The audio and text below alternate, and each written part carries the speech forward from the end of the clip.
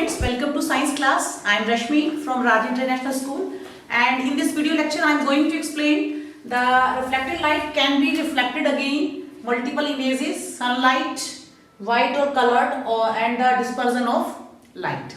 तो first topic हमारा है कि रिफ्लेक्शन या reflected light can be reflected again. इसको हम कहाँ पे ऑब्जर्व करते हैं? देखिए, जब कभी भी आप बार्बर के पास जाते हैं, है ना, अपनी कटिंग कराने के लिए, तो अब जब से पीछे का जो आपको देखना हो कि आपकी हेयर कट जो है वो प्रॉपर हुए या नहीं हुए, उसके लिए वो क्या करते हैं कि जस्ट अगर आप खुद भी आप ऑब्जर्व कर सकते हैं, अगर कोई पीछे मिरर लेके खड़ा हो जाता है तो क्या होगा कि बेसिकली एक बार तो रिफ्लेक्शन हो गया, सामने जो मिरर है आपका वहां से पीछे वाला जो पार्ट देखने के लिए जो पीछे मिरर लेके खड़ा हुआ है पर्सन, तो उसमें रिफ्लेक्शन अगेन रिफ्लेक्शन हो रहा है। तो रिफ्लेक्टेड रेज या रिफ्लेक्शन जो है, reflected light can be reflected again, तो वहां पे अगेन दोबारा से रिफ्लेक्शन हो रहा है, जिसकी वजह से आप अपना बैक साइड से का जो हेयर कट है या स्टाइल है उसको भी आप ऑब्जर्व कर सकते हैं।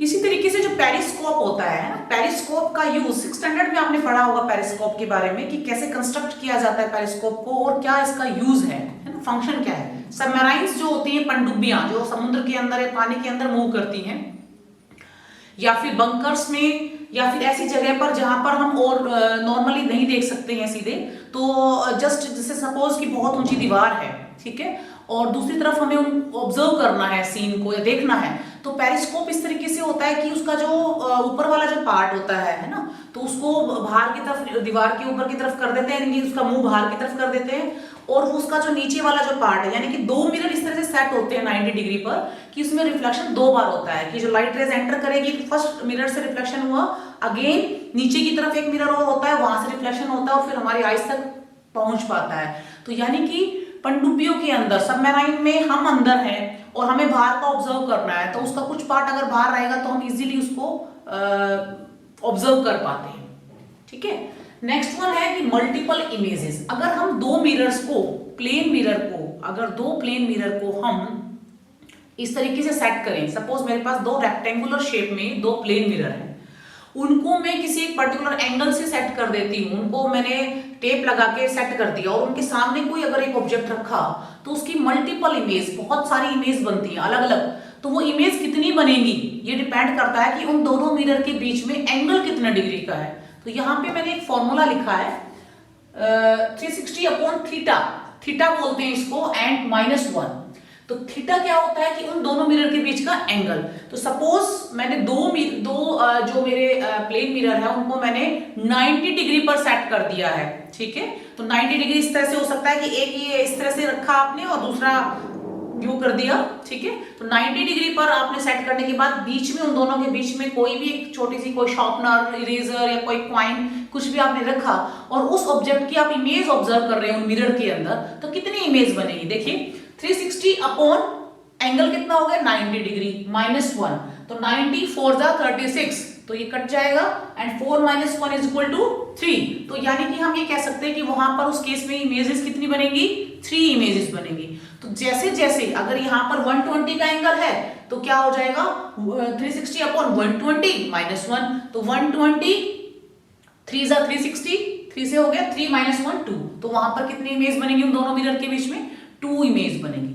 और अगर दो प्लेन मिरर को हम पैरेलल सेट कर देते हैं तो इन्फिनिट नंबर ऑफ इमेजेस बनती हैं, जैसा कि आप बार्बर शॉप पर, है ना, ड्रेसर शॉप, मतलब जैसे आप जाते हैं तो वहां पर आप देख सकते हैं, तो एक मिरर सामने होता है हमारे और पीछे भी होता है, और जब हम ऑब्जर्व करते हैं मिरर में तो हमें बहुत पीछे तक बहुत सारे इन्फिनिट नंबर ऑफ इमेजेस जो है वो वहां पे फॉर्म होती है और हम उसको ऑब्जर्व कर पाते हैं। नेक्स्ट वन है सनलाइट। अब सनलाइट की अगर हम बात करते हैं, sunlight appears white but it is not white, ये व्हाइट नहीं होता है, it is made up of 7 colours. Sunlight जो होती है वो व्हाइट नहीं होता है, उसका कलर वो 7 कलर से मिलकर बनी होती है, और उसमें कलर कौन कौन से होते हैं? विबग्योर, VIBGYOR, यानी कि violet, indigo, blue, green, yellow, orange and red. अब सनलाइट एक्चुअली व्हाइट, जो सनलाइट है जो 7 कलर से बनी हुई है, इसको हम कैसे ऑब्जर्व कर सकते हैं, कैसे ऑब्जर्व करते हैं? तो फर्स्टली तो आप प्रिज्म से भी कर सकते हैं कि प्रिज्म को सामने रखकर और व्हाइट लाइट जब उसमें से पास ऑन होगी तो वो उसको स्प्लिट कर देगा, 7 कलर में डिवाइड कर देता है, ठीक है ना। तो वो आप 7 कलर इजीली देख सकते हैं। जो रेनबो फॉर्मेशन जो होता है ना, जब बारिश आती है और बारिश आने के बाद सन जब निकलता है, सनराइज होता है, तो उस समय क्या होता है, आप रेनबो देखते हैं आसमान में। और रेनबो किससे बना होता है, 7 कलर से बना होता है, 7 कलर होते हैं। तो 7 कलर कहाँ से आ गए, है ना। तो उसमें बेसिकली क्या होता है, देखिएगा कि बारिश आने के बाद जो ड्रॉपलेट्स हैं, वाटर ड्रॉपलेट्स एनवायरमेंट में होती हैं, ठीक है।